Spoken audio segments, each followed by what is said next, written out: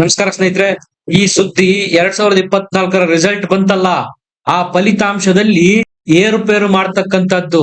ಇದು ಒಟ್ಟಾರೆಯಾಗಿ ಹೊಸದಾಗಿ ಆಯ್ಕೆ ಆಗಿರ್ತಕ್ಕಂಥ 7 ಜನ ಸಂಸದರಿಗೆ ಸಂಬಂಧಪಟ್ಟಂತ ಒಂದು ದೊಡ್ಡ ಸುದ್ದಿ. ಇದಕ್ಕೆ ಈಗ ಯಾಕಿಷ್ಟು ಮಹತ್ವ ಬಂದಿದೆಯಪ್ಪ ಅಂದ್ರೆ, ಈಗ ಆಡಳಿತದಲ್ಲಿರ್ತಕ್ಕಂಥದ್ದು NDA ನೇತೃತ್ವದ ಸಮ್ಮಿಶ್ರ ಸರ್ಕಾರ. ಒಂದೊಂದು ಸಂಸದರ ಮತ ಕೂಡ ಬಹಳ ಇಂಪಾರ್ಟೆಂಟ್ ಆಗುತ್ತೆ. ಸಂದರ್ಭ ಹಿಂಗಿರುವಾಗ ಈಗ 7 ಜನ ಸಂಸದರು ಅವರ ಸದಸ್ಯತ್ವಕ್ಕೆ ತೂಗುಗತ್ತಿ ತೂಗ್ತಾ ಇದೆ. ಯಾವ ಕ್ಷಣದಲ್ಲಿ ಬೇಕಾದ್ರೂ ಅವರ ಸದಸ್ಯತ್ವ ಕಳೆದುಕೊಳ್ಳುವ ಪರಿಸ್ಥಿತಿ ಇದೆ. ಸ್ನೇಹಿತರೆ, ಈ 7 ಜನ ಸಂಸದರು ಇರೋದು INDIA ಮೈತ್ರಿಕೂಟದಲ್ಲಿ. ಇವರ ವಿಚಾರದಲ್ಲಿ ಏನಾದ್ರೂ ಹೆಚ್ಚು ಕಡಿಮೆ ಆದರೆ ಬಿಜೆಪಿಗೆ ದೊಡ್ಡ ಅವಕಾಶ ಸೃಷ್ಟಿಯಾಗೋದ್ರಲ್ಲಿ ಯಾವುದೇ ಆಶ್ಚರ್ಯ ಇಲ್ಲ. ಹಾಗಾದ್ರೆ ಏನ್ ಈ ವಿಚಾರ, ಎಲ್ಲದರ ಬಗ್ಗೆ ಮಾಹಿತಿ ಕೊಡ್ತೀನಿ. ದಯಮಾಡಿ ನಮ್ಮ ಚಾನಲ್ ನ ಸಬ್ಸ್ಕ್ರೈಬ್ ಮಾಡಿ, ವಿಡಿಯೋನ ಲೈಕ್ ಮಾಡಿ, ಶೇರ್ ಮಾಡಿ. ಈಗ ಬಿಜೆಪಿಯ ಬಲ 241 ಇದೆ ಕೇಂದ್ರ ಸರ್ಕಾರದಲ್ಲಿ. ನಾಳೆ ಏನಾಗುತ್ತೆ ಅನ್ನೋದು ಹೇಳೋದಿಕ್ಕೆ ಆಗಲ್ಲ. ಕೇಂದ್ರದಲ್ಲಿ ನೇತೃತ್ವದಲ್ಲಿರೋದು ಸಮ್ಮಿಶ್ರ ಸರ್ಕಾರ, ಆಡಳಿತದಲ್ಲಿರೋದು. ಒಬ್ಬೊಬ್ಬ ಸದಸ್ಯರ ಸಂಖ್ಯೆ ಸಹ ಬಹಳ ಮ್ಯಾಟರ್ ಆಗುತ್ತೆ. ಈಗ ಸಪೋರ್ಟ್ ಮಾಡಿರ್ತಕ್ಕಂತ ಮಿತ್ರ ಪಕ್ಷಗಳಾದ TDP ಮತ್ತು JDU ಇಬ್ಬರನ್ನು 100% ನಂಬೋದಕ್ಕೆ ಸಾಧ್ಯನೇ ಇಲ್ಲ. ಯಾವಾಗ ಬೇಕಾದ್ರೂ ಕೈ ಕೊಡಬಹುದು.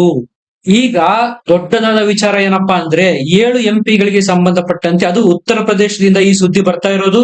7 ಜನ, ಒಟ್ಟಾರೆ 7 ಜನ MP ಡಿಸ್ಕ್ವಾಲಿಫೈ ಅಥವಾ ಅನರ್ಹಗೊಳ್ಳುವ ಚಾನ್ಸಸ್ ತುಂಬಾ ಇದೆ ಅಂತ ಹೇಳಲಾಗ್ತಾ ಇದೆ. ಈ 7 ಜನರಲ್ಲಿ 5 ಜನ ಸಮಾಜವಾದಿ ಪಕ್ಷಕ್ಕೆ ಸಂಬಂಧಪಟ್ಟಿದ್ದಾರೆ. ಈ ಬಾರಿ ಸಮಾಜವಾದಿ ಪಕ್ಷ ಉತ್ತರ ಪ್ರದೇಶದಲ್ಲಿ ಬಂಪರ್ ಬೆಳೆ ತೆಗೆದಿದೆ. 37 ಜನ ಸಂಸದರು ಸಮಾಜವಾದಿ ಪಕ್ಷದಿಂದ ಆಯ್ಕೆಯಾಗಿ ಬಂದಿದ್ದಾರೆ. ಮೋದಿ ಅವರ ನಾಗಾಲೋಟಕ್ಕೆ ಬ್ರೇಕ್ ಹಾಕಿದ್ದು ಉತ್ತರ ಪ್ರದೇಶದಲ್ಲಿ ಅಖಿಲೇಶ್ ಯಾದವ್ ಅವರು. ಅದು 37 ಸೀಟ್ಗಳನ್ನು ಗೆಲ್ಲುವ ಮೂಲಕ. ಈಗ ಆ 37 ಸೀಟ್ಗಳಲ್ಲಿ 5 ಸೀಟ್ಗಳು ಲೆಸ್ ಆಗುವ ಚಾನ್ಸಸ್ ಇದೆ ಅಂತ ಹೇಳಲಾಗ್ತಾ ಇದೆ.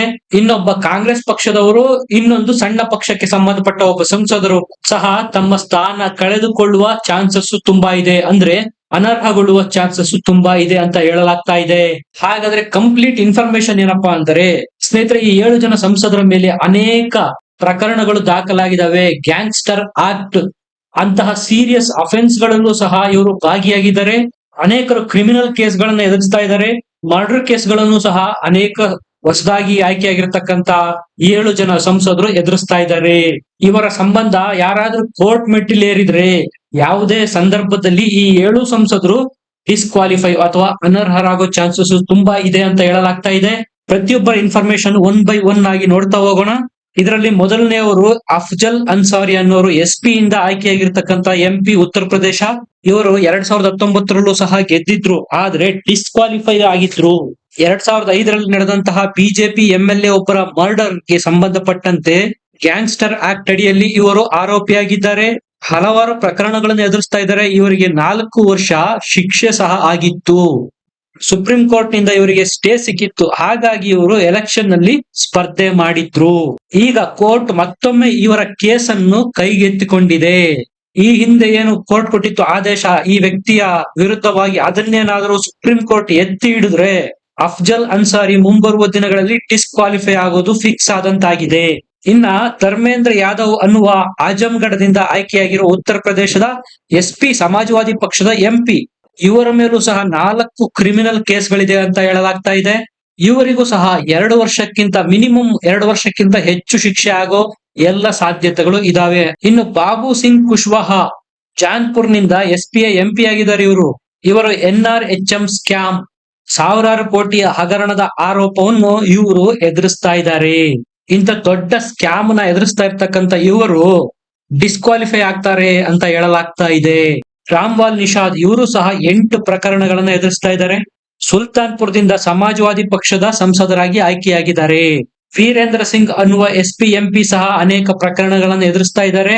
ಕಾಂಗ್ರೆಸ್ನ MP ಆಗಿರುವ ಇಮ್ರಾನ್ ಮಸೂದ್ ಇವರು ಸಹರಾನ್ಪುರ್ ಕ್ಷೇತ್ರದಿಂದ ಆಯ್ಕೆಯಾಗಿದ್ದಾರೆ. ಇವರ ವಿರುದ್ಧ 7-8 ಪ್ರಕರಣಗಳು ದಾಖಲಾಗಿವೆ. ಅದರಲ್ಲಿ ಕನ್ವಿಕ್ಷನ್ ಆದ್ರೆ ಜೈಲು ವಾಸ ಗ್ಯಾರಂಟಿ. ಇನ್ನೊಬ್ರು ಚಂದ್ರಶೇಖರ್ ಆಜಾದ್ ಅನ್ನೋರು, ಇವರು ಯಾವುದೇ ಮೈತ್ರಿಕೂಟಕ್ಕೆ ಸೇರಿಲ್ಲ. ಇವರ ಪಕ್ಷದ ಹೆಸರು ಆಜಾದ್ ಸಮಾಜ್ ಪಾರ್ಟಿ ಅಂತ. ಇವರು ಸಹ ಪ್ರಕರಣನ ಎದುರಿಸ್ತಾ ಇದ್ದಾರೆ. ಒಟ್ಟು 7 ಜನ ಹೊಸ ಸಂಸದರ ಮೇಲೆ ತೂಗುಗತ್ತಿ ತೂಗ್ತಾ ಇದೆ. ಯಾವುದೇ ಕ್ಷಣದಲ್ಲಿ ಅನರ್ಹರಾಗಬಹುದು.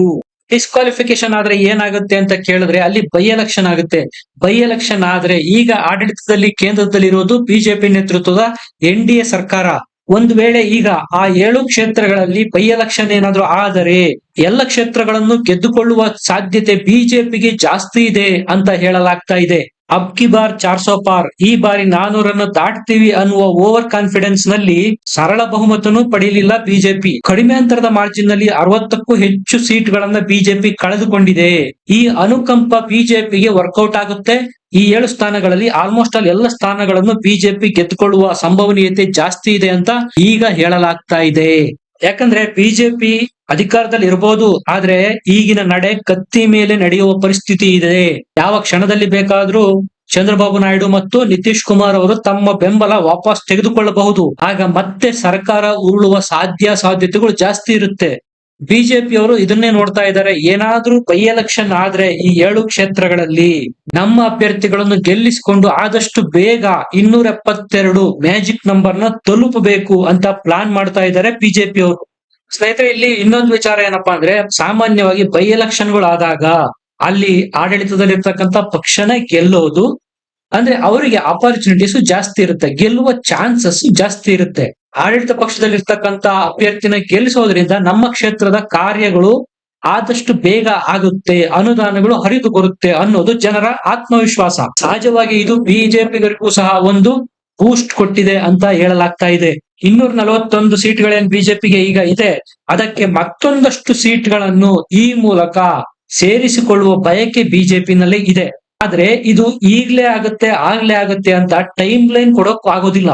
ಈ ಪ್ರಕರಣಗಳು ಕೋರ್ಟ್ ನಲ್ಲಿ ಇರೋದ್ರಿಂದ ಕೋರ್ಟ್ ಕೊಡ್ತಕ್ಕಂತ ತೀರ್ಮಾನಗಳ ಮೇಲೆ ಅವರ ಅರ್ಹತೆ ಅಥವಾ ಅನರ್ಹತೆ ಡಿಪೆಂಡ್ ಆಗಿರುತ್ತೆ. ಅಕಸ್ಮಾತ್ ಈ 7 ಜನ ಅನರ್ಹರಾದರೆ ಬಿಜೆಪಿಗೆ ಒಂದು ಒಳ್ಳೆ ಅವಕಾಶ ಅಂತೂ ಸಿಕ್ಕಂಗಾಗುತ್ತೆ. ಹಾಗಾದ್ರೆ ಬಿಜೆಪಿನಲ್ಲಿಲ್ವಾ ಆರೋಪ ಅಪರಾಧ ಹಿನ್ನೆಲೆ ಇಲ್ಲದೆ ಇರೋರು ಅಂತ ಕೇಳ್ಬೋದು. ಹೌದು, ಬಿಜೆಪಿನಲ್ಲೂ ಸಾಕಷ್ಟು ಜನ ಇದ್ದಾರೆ ಆರೋಪಿಯಾಗಿರ್ತಕ್ಕಂಥವ್ರು.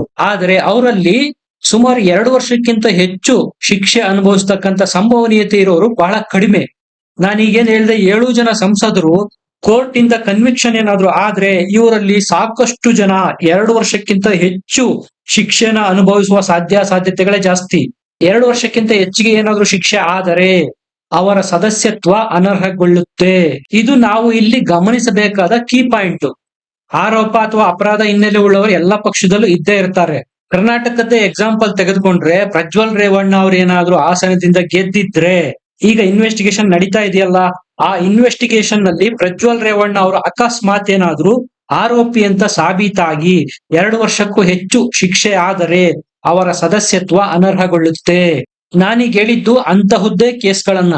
ಆದ್ರೆ ಪ್ರಕರಣಗಳು ಬೇರೆ ಬೇರೆ ಇರ್ಬೋದು. ಕೆಲವು ಮರ್ಡರ್ ಕೇಸ್ಗಳಾಗಿರ್ಬೋದು, ಕೊಲೆ ಆರೋಪದ ಕೇಸ್ಗಳಾಗಿರ್ಬೋದು, ದಾಂಧಲೆ ಅಥವಾ ದಂಗೆ ಎಬ್ಸಿರ್ತಕ್ಕಂತ ಆರೋಪದ ಕೇಸ್ಗಳಾಗಿರ್ಬೋದು. ಇಂತಹ ಕೇಸ್ಗಳಿರ್ತಕ್ಕಂಥದ್ದು ಸುಮಾರು 7 ಜನ MP ಗಳ ಮೇಲೆ.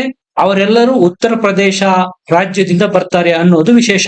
ಸ್ನೇಹಿತರೆ, ಇದಿಷ್ಟು ಹೊಸದಾಗಿ ಆಯ್ಕೆಯಾಗಿರ್ತಕ್ಕಂಥ ಸಂಸದರ ಮೇಲೆ ಅನರ್ಹತೆಯ ತೂಗುಗತಿ ತೂಗ್ತಾ ಇರೋದ್ರ ಬಗ್ಗೆ, ಬಿಜೆಪಿಗೆ ಇದರಿಂದ ಒಂದು ಅವಕಾಶ ಸೃಷ್ಟಿಯಾಗಿರುವುದರ ಬಗ್ಗೆ ನಿಮ್ಗೇನನ್ಸುತ್ತೆ? ವಿಡಿಯೋನ ಲೈಕ್ ಮಾಡಿ, ಶೇರ್ ಮಾಡಿ, ಕಮೆಂಟ್ ಮಾಡಿ, ನಮ್ಮ ಚಾನಲ್ ನ ಸಬ್ಸ್ಕ್ರೈಬ್ ಮಾಡಿ. ಮತ್ತೆ ಸಿಗೋಣ. ನಮಸ್ಕಾರ.